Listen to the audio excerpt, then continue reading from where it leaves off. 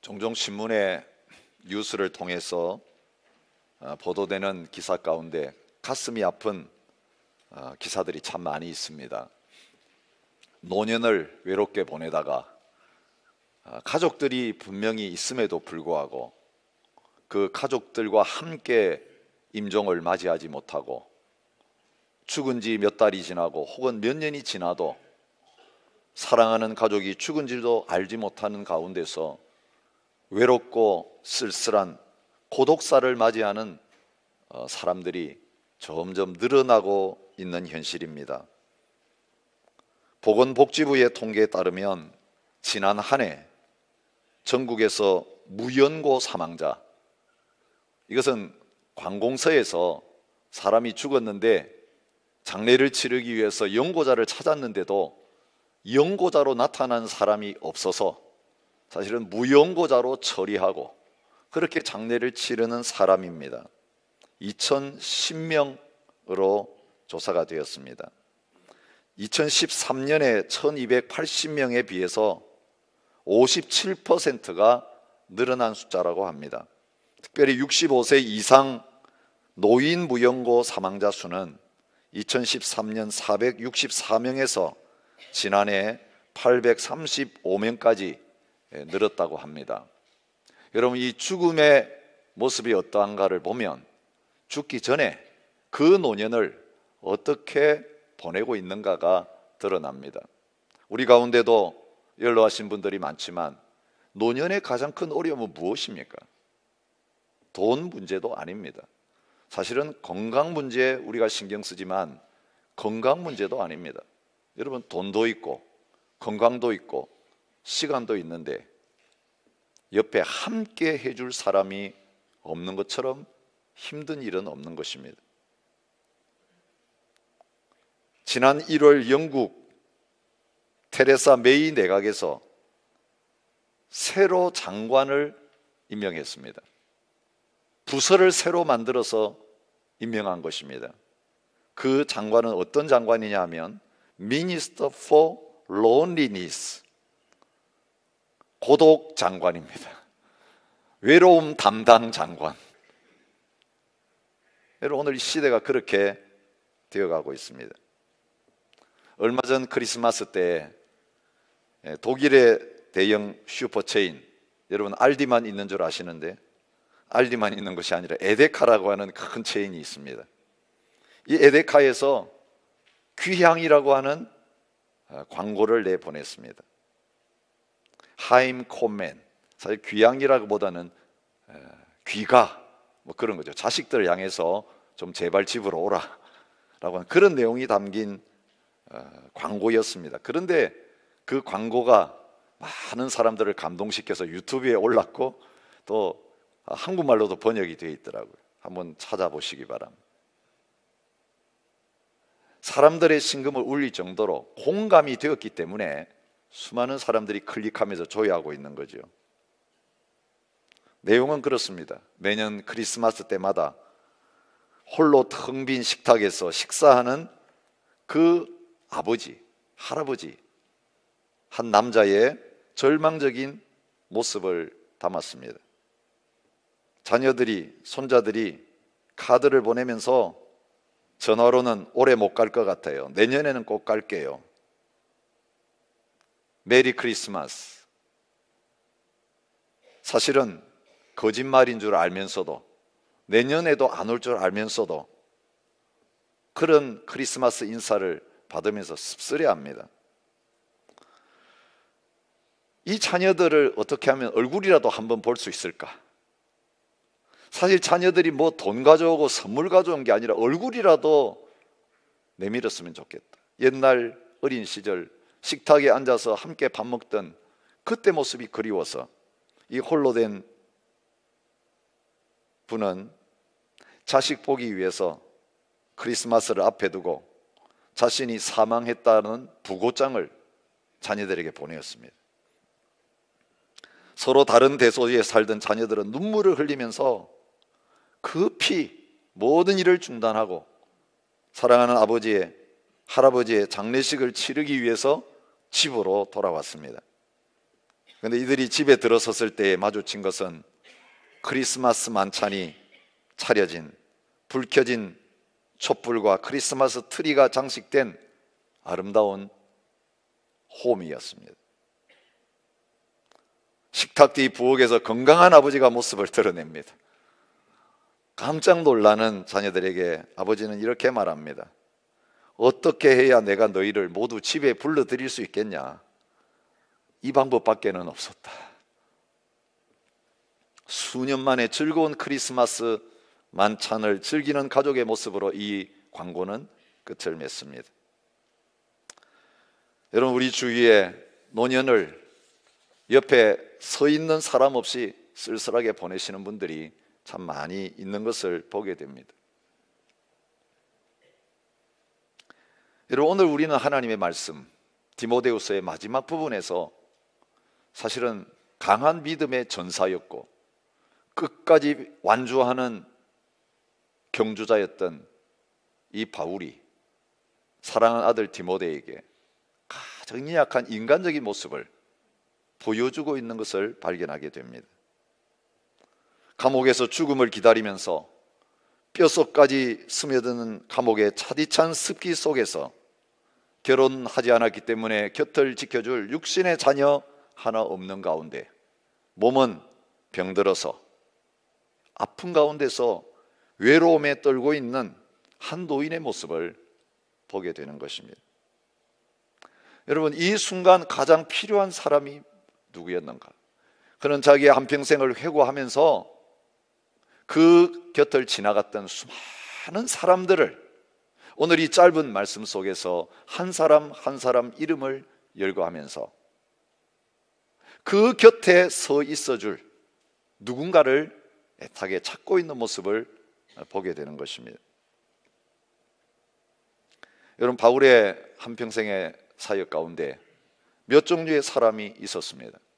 첫 번째 종류의 사람은 바울에게 해를 많이 끼친 사람입니다. 14절에 보면 구리 세공업자 알렉산더가 내게 해를 많이 입혔음에 주께서 그 행한 대로 그에게 갚으시리니 너도 그를 주의하라. 그가 우리 말을 심히 대적하였느니라. 어떤 학자들은 이렇게 이야기합니다. 바울이 1차 로마 감옥에 들어갔다가 2년 만에 석방되어서 활동하고 있었는데 두 번째로 다시 로마 감옥에 갇혀서 얘는 풀려나지 못하고 이 편지를 마지막으로 죽음을 맞이하게 된 계기가 바로 바울을 고소하여서 다시 잡혀 들어가게 한 사람들 때문이었을 거다, 그렇게 생각합니다. 그리고 바울을 다시 감옥에 들어가서 죽게 만든 사람이 누구냐? 아마 오늘 이 14절 15절에서 말하고 있는 알렉산더가 아니었을까, 그렇게 추측합니다. 사랑하는 믿음의 선생을 배반한 사람이죠. 예수 믿는 것 때문에, 복음 때문에 고난이 오니까 자기 살아보겠다고 선생을, 믿음의 아버지를 감옥 속에 쳐놓고 자신은 편안한 삶을 살기를 추구했던 사람, 인간적인 도리로도 그렇게 할 수 없는데 대적하고 해를 많이 끼친 사람의 모습입니다. 또 한 종류의 사람이 오늘 말씀 속에 나타납니다. 힘들고 어려울 때에 곁에 서 있지 못하고 떠나가 버린 사람입니다. 10절에 대만은 이 세상을 사랑하여 나를 버리고 데살로니가로 갔고, 여기 그냥 간 것이 아니라 버리고 떠나갔다. 감옥에 갇히고 이제는 곁에 있으면 고난을 함께 받을 위험이 있으니까 세상을 사랑해서 바울을 버리고 복음을 버리고 교회를 버리고 하나님을 버리고 신앙을 버리고 가버린 사람인 것을 보여줍니다. 여러분, 바울이 쓴 편지에 보면 이 데마가 항상 바울 곁에 함께했던 귀한 믿음의 동력자였던 것을 볼 수 있습니다. 골로새 4장 14절에 보면 사랑을 받는 의사 누가와 또 데마가 너희에게 문안하느니라. 사실 이 편지 골로새 교회 쓸 때에 옆에 누가와 데마가 함께 있으면서 동역했던 좋은 시절이 있었던 것을 볼 수 있습니다. 빌레몬서에도 나옵니다. 나의 동역자 마가, 아리스다고, 데마, 누가가 문안하느니라.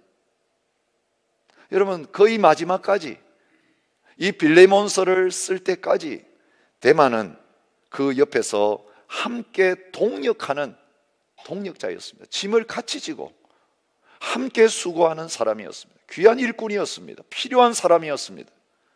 그런데 마지막 이 말년에 가장 도움이 필요할 때에, 한 사람이라도 옆에 있는 사람이 필요한 이때에 이젠 죽음이라고 하는 고난을 두려워해서 세상으로 가버리고 말았습니다. 16절에 보면 내가 처음 변명할 때 나와 함께한 자가 하나도 없고 다 나를 버렸으나 그들에게 허물을 돌리지 않기를 원하노라. 여러분, 처음 변명할 때가 언제입니까? 바울이 감옥 속에 들어가서 재판을 받을 때를 이야기하는 것 같습니다. 여러분, 재판정에 섰을 때에 누군가 나서서 바울은 그런 사람 아닙니다, 제가 증인이 되겠습니다, 제가 바울 편에 서겠습니다. 여러분, 변명할 때에, 재판받을 때에 증인 서주겠다고 한 사람이라도 옆에 서 있어야 될 가장 도움이 필요한 그때에 나와 함께 한 자가 하나도 없고 다 나를 버리고 떠나갔다. 여러분, 좋은 시절, 뭔가 있을 때, 문제 없을 때에는 서로 옆에 오겠다고, 서로 기도라도 한번 받아보겠다고, 가까이 앉아서 말씀 한마디라도 들어보겠다고 했던 그 사람들이 정작 바울 때문에 자기의 목에 칼이 들어오고 자기의 앞길이 막혀질 위험에 처하게 되니까 법정에 나타나지도 않고 다 버리고 도망가는 이런 자리에 있게 된 것을 보여주고 있는 것입니다. 여러분, 충성스러운 사람들에게 부탁하라. 오늘 이 한 해에 저희들이 이 말씀을 듣고 시작했습니다. 이제 반년을 시작하는 이 시점에 충성스러운 사람들, 하나님의 교회를 위해, 하나님 나라에서 일할 사람들을 세우는 이 자리에 있습니다. 누가 충성스럽지 못한 사람인가? 교회와 성도들에게 해를 끼치는 사람입니다. 교회와 성도들을 대적하는 사람입니다. 그리고 꼭 필요할 때 그 옆에 서 있지 않고 세상을 사랑해서 혼자 잘 살겠다고 도망가는 사람, 떠나가는 사람입니다. 여러분, 이런 바울의 가슴을 아프게 하고 마지막 그 순간에도 기억나게 하는 이 사람들 있었던 것 아니에요. 이 사람들만 있었던 게 아니라 바울의 곁에는 충성스러운 사람이라고 할 수 있는 그런 귀한 믿음의 인물들이 함께 있었던 것을 보여주고 있습니다. 그 사람들은 어떤 사람들입니까? 그 곁에는 지금 없지만 교회의 필요에 따라서, 성도들의 필요에 따라서, 바울은 감옥 속에서 아무것도 할 수 없기 때문에 바울이 가야 되는 자리에 대신 보낼 수 있는 사람, 믿고 일을 맡길 수 있는 사람, 그런 사람들이 있었던 것을 보여주고 있습니다. 11절에 그레스게는 달마디아로, 티도는 갈라디아로, 티도는 달마디아로 갔고 라고 말하고 있습니다. 그레스게는 누구인지 모릅니다. 그래서 그에 대해서 말할 것이 별로 없습니다. 그런데 떠나갔다는 말이 없는 거 보니까 갈라디아 지방을 향하여서 무언가를 시키기 위해서 떠나보낸, 사명을 주어서 파송한 그런 것을 볼 수 있습니다. 디도에 대해서는 우리가 성경을 통해서 잘 알 수 있습니다. 고린도 후서에 보면 디도에 관한 말이 많이 나옵니다. 고린도 교회가 어려움 만났을 때 바울이 갈 수 없는 사정에서 대신해서 그 문제를 해결하고 그 고린도 교회가 모은 헌금을 받아서 이제는 전달하는 사명을 감당하도록 하기 위해서 보낸 사람이 디도였습니다. 모든 중요한 문제, 특별히 재정의 문제를 그에게 맡길 정도로 신뢰를 받던 디도였는데, 고린도후서 8장 23절은 디도에 대해서 나의 동료요, 너희를 위한 나의 동력자들이라고 말하고 있는 것을 봅니다. 디도서에도 이 디도라고 하는 믿음의 사람에게 편지를 쓰면서 그를 나의 참 아들이라고 부르고 있습니다. 여러분, 바울이 교회들을 향하여 편지를 썼고 개인들을 향하여 편지를 썼습니다. 근데 개인을 향하여 쓴 편지는 디모데에게 쓴 디모데 전서 후서와 디도라고 하는 사람에게 쓴 디도서밖에 없는 것입니다. 그 정도로 바울이 아들이라고 부르면서 자기의 목회를 대신해 줄 사람으로 여겼던 사람입니다. 바울이 1차로 석방되고 여러 교회를 순방하는 가운데 그레데 섬에 와보니까 이 그레데 섬에 여러 가지 어려운 문제들이 있어서 이 디도를 거기에다가 남겨놓고 목회하도록 하고 떠났던 것을 성경은 보여줍니다. 그리고 에베소에서는 디모데를 남겨두고 떠난 것이죠. 마지막 감옥 속에 있는 순간에도 지금의 유고슬라비아 지역인 달마디아에 일꾼이 필요할 때에 이제는 그 달마디아 지방을 향하여서 또다시 복음 들고 나아가서 교회를 세우고 교회를 돌볼 수 있도록 그를 신뢰하고 맡기고 파송하고 있는 것을 볼 수 있습니다. 또 한 사람 이름이 12절에 나옵니다. 두기고는 에베소로 보내었노라. 여러분, 이 두기고는 어떤 사람입니까? 에베소서, 골로새서, 디도서를 써서 바울이 직접 전달할 수가 없어서 이 편지를 누군가를 통해서 전달해야 될 때에 바로 이 편지를 들고 그 교회를 방문해서 바울의 편지를 전달한 사람입니다. 에베소 6장 21절에 보면 나의 사정을 너희에게로 알리려 하노니 사랑을 받는 형제요 진실한 자 진실한 일꾼인 두기고가 모든 것을 너희에게 알리리라. 여러분, 편지를 들려서 보낼 수 있는 사람이면 바울의 사정을 가장 잘 알고 전달할 수 있는 사람입니다. 여러분, 복심이라고 하는 단어를 사용할 수 있는 사람입니다. 바울이 직접 와서 말하지 않아도 이 사람 만나보면 바울이 무슨 마음을 가지고 있는지를 그를 통해서 알 수 있는 사람입니다. 골로새 교회 이 두기고를 통해 편지를 보내면서 이렇게 말하고 있습니다. 두기고가 내 사정을 다 너희에게 알려주리니 그는 사랑받는 형제요 신실한 일꾼이요 주 안에서 함께 종이 된 자라고 그렇게 말하고 있는 것을 보게 됩니다. 20절에 또 한 사람 이름이 나옵니다. 에라스도는 고린도에 머물렀고, 사도행전 19장 22절에 보면 자기를 돕는 사람 중에서 디모데와 에라스도 두 사람을 마게도냐로 보내고 자신은 아시아에 얼마 동안 더 있으니라. 얘는 예루살렘을 거쳐서 로마로 이제는 포로로 죄수로 끌려가는 그 여행을 앞에 두고 마게도니아에 자기가 가기 전에 이 두 사람을 보내는데 두 사람 중에 디모데와 에라스도가 들어있는 것을 보게 됩니다. 바울이 가야 될 곳에 대신 보낼 수 있는 사람이었던 것을 보게 됩니다. 드로비모는 병들어서 밀레도에 두었느니, 사도행전 24절에 보면 아시아까지 함께 가는 자는 하면서 그 리스트가 열거되는 가운데 드로비모라고 하는 사람의 이름, 두기고라고 하는 사람과 함께 등장하고 있는 것을 볼 수 있습니다. 복음을 위해서 함께 가는 그 여정에 참여했던 사람인데 얘는 육신적으로 병이 들어서 함께 할 수 없었기 때문에 밀레도에 놓아두고 떠났던 그 가슴 아픈 사연을 오늘 성경이 말해주고 있는 것입니다. 여러분, 충성된 자는 누구입니까? 가장 힘들고 어려운 일을 맡겨야 되겠는데 누구에게 신뢰하고 맡길 수 있을까 생각하는 가운데 사역자들과 성도들이 이 사람이면 되겠다, 가장 힘들고 어려운 일 맡겨도 물러서지 아니하고 잘 감당할 수 있을 것이고 마음을 가장 잘 알고 전달할 수 있는 사람이 될 수 있겠다. 여러분, 오늘 저와 여러분들이 하나님 앞에 함께 세우는 이 귀한 일꾼들이 바로 믿고 보낼 수 있는 이런 믿음의 사람들과 같은 일꾼들이 될 수 있기를 주님의 이름으로 축복합니다.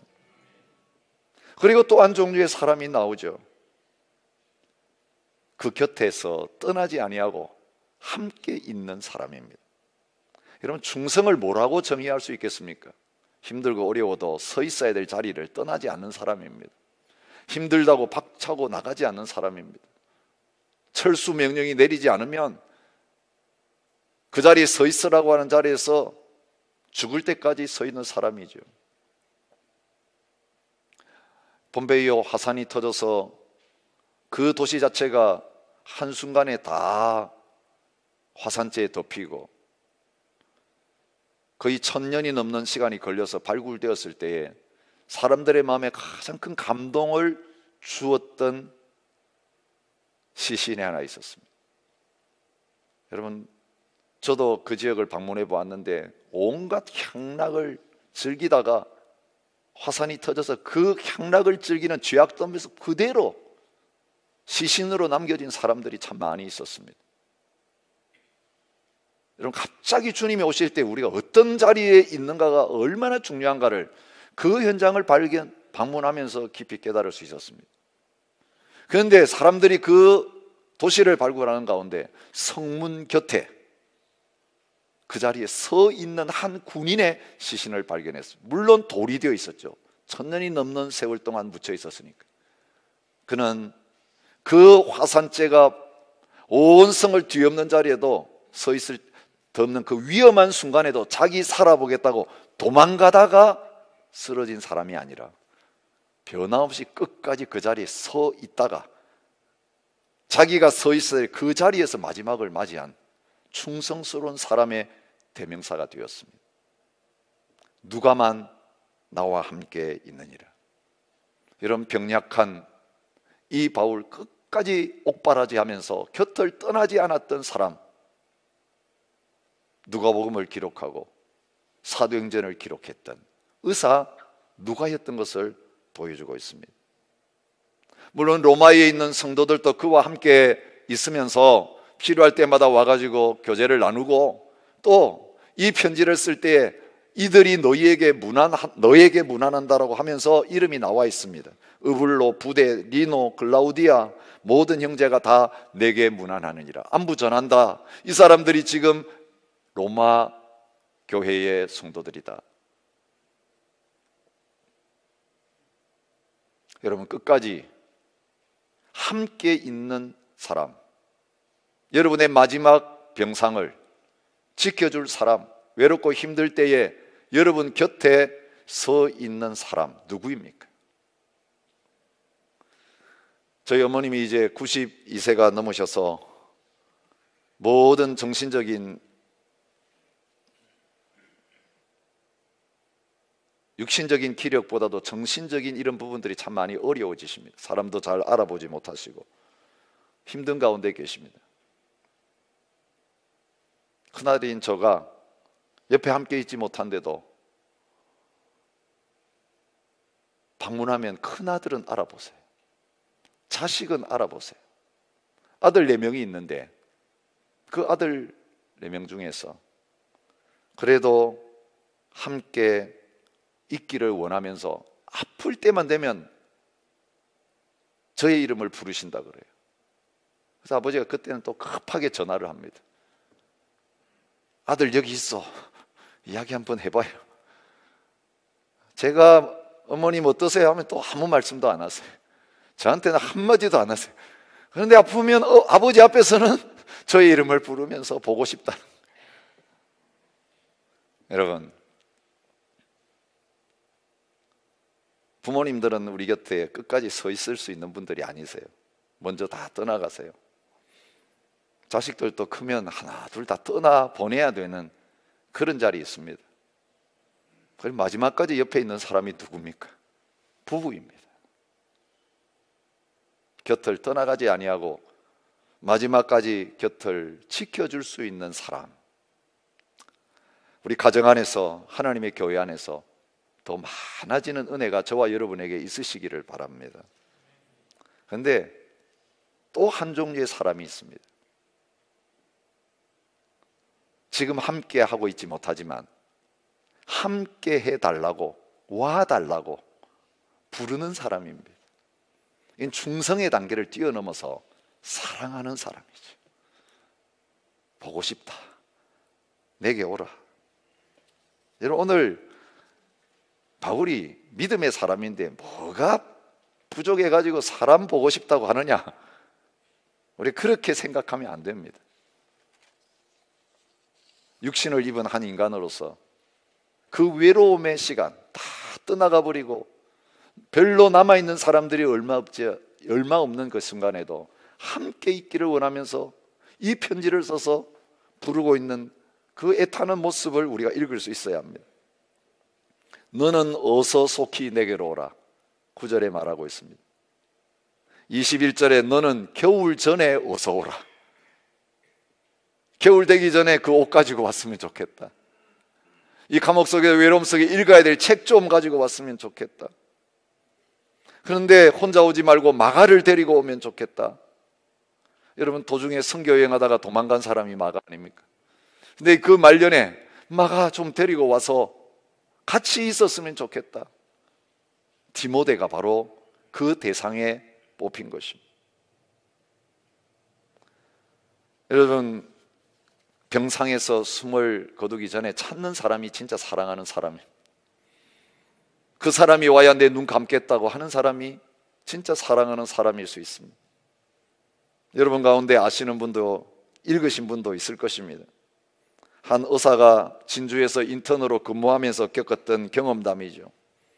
공사장에서 추락사고로 뇌를 다친 26살의 한 젊은이가 새벽에 응급실로 실려왔습니다. 얼굴과 머리는 다 깨져가지고 알아볼 수가 없었습니다. 의식은 완전히 떠나갔습니다. 응급조치를 했지만 살아날 가망은 거의 없었습니다. 식물인간과 마찬가지였고 호흡기를 달고 중환자실에 누워 있었습니다. 심전도를 체크하는 기계 쪽으로 시선을 돌렸는데 규칙적이고 정상적인 심장 박동을 나타내던 심전도 기계 곡선이 갑자기 웨이브 파동으로 바뀌었습니다. 점점 약해지면서 힘을 잃어가고 있는 것을 보았습니다. 보통 이러한 곡선이 나타나면 10분 이상 살아있는 사람이 없었습니다. 아, 이제 이분 돌아가실 때 됐구나. 임종을 지켜보라고 가족들에게 말하고 간호사에게 이제 그 임종을 준비할 것을 요청했습니다. 부모님과 일가 친척 몇 사람이 그 곁을 지키면서 울었습니다. 이제 마지막 작별을 고하는 순간이었습니다. 심전도 파동이 끝나면 제로의 상태가 됩니다. 그러면 영안실로 옮기라고 간호사에게 말해놓고 그 자리를 떠났습니다. 근데 놀라운 것은 다음에 그 방에 와보니까 그 사람이 그대로 그 자리에 머물고 있는 것입니다. 파동은 계속 약해서 끊어지지는 않고 있는데 제로가 되어야 호흡기를 떼고 영안실로 보낼 텐데 그 약한 웨이브 파동이 없어지지 않고 계속되는 것입니다. 다른 일에 바빠서 잊어버리고 있었는데 다음 날 가보니까 또 마찬가지의 상태였습니다. 며칠이 지나고 계속 그 상태로 있는 그 환자가 궁금해졌습니다. 왜 떠나가지 못하고 있는가? 죽은 것이나 다를 바가 없는데 의식도 없는데 누구를 기다리고 있는가? 뭔가 이상한 예감이 들었습니다. 그런데 그때 갑자기 한 젊은 여인이 중환자실에 들어왔습니다. 그동안 보호자 중에 보이지 않던 얼굴이었습니다. 넋이 나간 사람처럼 환자를 쳐다보지도 못하고 창백한 얼굴로 쓰러질 것 같은 모습으로 다가왔습니다. 곁에 다가올 수 있도록 길을 비켜주었습니다. 말없이 눈물을 흘리면서 자기 자신을 가누지 못하고 그 침대 곁에 섰습니다. 근데 이 여인이 그 침대 곁에 서는 순간 그의 심전도 파동이 멈추면서 제로로 바뀌었습니다. 미약하게 뛰었던 그의 심장이 바로 그때 멈춘 것입니다. 보호자 중 한 사람에게 방금 뛰어온 그 여자가 누구인지 물어보았습니다. 이 여자가 누구길래 이 남자의 심전도 파동을 유지시킬 수 있었는가? 결혼한 지 3개월에 접어드는 부인이었고 뱃속의 아이를 임신 중이었습니다. 사랑하는 아내, 그 뱃속에 있는 그 아이 때문에 그는 육신적으로는 눈을 감을 수밖에 없는 상태에 있었음에도 불구하고 그 세상을 떠나지 못하고 그 여인이 그 옆에 서기를 기다렸다는 것입니다. 여러분, 오늘 누군가 우리 곁에 서 있기를 기다리지만 어떤 경우는 아무도 곁에 서 있는 사람이 없이 쓸쓸한 우리의 마지막을 보내야 될 순간들도 우리에게는 있습니다. 근데 바울은 인간적인 소망 때문에 너는 어서 속히 내게로 오라, 사람을 데려오라, 이것을 가지고 오라 한 것이 아니었던 것을 보여주고 있습니다. 이렇게 육신적으로 외롭고 힘든 바울이었지만 그러나 한편으로 그 옆에 서 있을 수 없는, 연약하기 짝이 없는 인간들에게 기대와 소망을 두지 아니하고 그 곁을 끝까지 함께 해주시는 한 분을 바라보고 있었던 것을 볼 수 있습니다. 주께서 내 곁에 서서 나에게 힘을 주시면, 오늘 17절은 그렇게 시작하고 있습니다. 이제까지 내가 내 인생을 버틸 수 있던 힘이 어디 있느냐? 이 마지막 죽음 앞에서도 두려워하지 아니하고 복음과 함께 고난을 받게 해주신, 힘 주시는 분이 누구냐? 끝까지 내 곁을 떠나지 아니하시고 이 세상에서만이 아니라 영원히 나와 함께 계실 수 있는 그분, 예수 그리스도 한 분밖에 없다. 너 사람 바라보지 마라. 사람 의지하지 마라. 언젠가는 다 떠난다. 영원히 함께 해줄 수 있는 사람은 아무도 없다. 그러나 주님만이 너와 함께 하실 수 있다. 세상 끝날까지 함께 해주신다고 하신 분이 그분이고, 그분에게 소망을 둘 때에 외롭지 않은 남은 생애를 살아갈 수 있다라고 하는 것을 보여주고 있는 것입니다. 바울이 디모데를 향하여 남기는 마지막 축복의 말이 22절에 나옵니다. 나는 주께서 내 심령에 함께 계시기를 바라노니. 내 딴 거 원하지 않는다. 주님이 너의 심령에 늘 함께하는 사람이 되기 원한다. 주님이 너와 함께 하시면 은혜 속에서 강하고, 주님이 너와 함께 하시면 이 복음을 위해 고난받을 수 있는 충성스러운 사람이 될 수 있다. 그렇게 말하는 것입니다. 여러분, 누가 충성스러운 사람입니까? 예수 그리스도를 내 주인으로 모신 사람입니다. 주님과 함께 동행하는 사람입니다. 딴 거 없이 살 수 있어도 주님 없이는 살 수 없다. 늘 함께 하신 주님께 모든 소망을 두고 살아가는 사람입니다. 저와 여러분에게 주님은 이 믿음을 요청하고 계십니다. 내가 너와 함께 하겠다고 약속하시면서 내가 너에게 전부인 것, 너가 나에게 전부인 것처럼 나도 너에게 전부가 되는가? 끝까지 나와 함께 할 수 있겠는가? 내가 너와 함께 하기를 원하는데 너도 나와 함께 할 수 있겠는가? 질문하시면서 저와 여러분에게 다가오십니다. 예, 주님, 이제는 주님만 바라보며 곁에 계신 그 주님만 붙잡으며 나의 남은 인생을 달려가겠습니다. 사람들이 다 떠나가도, 배신의 승잔을 마셔도, 불러도 아무도 와주지 않는 쓸쓸한 나의 인생의 한가운데 늘 변함없이 좌정하신 이 주님만이 나의 위로이시며 나의 소망이십니다. 그래서 이 주님 붙잡고 함께 일어서는 저와 여러분이 되시기를 축복합니다. 우리 407장 함께 찬양하겠습니다. 자리에 앉으신 대로 찬양하겠습니다.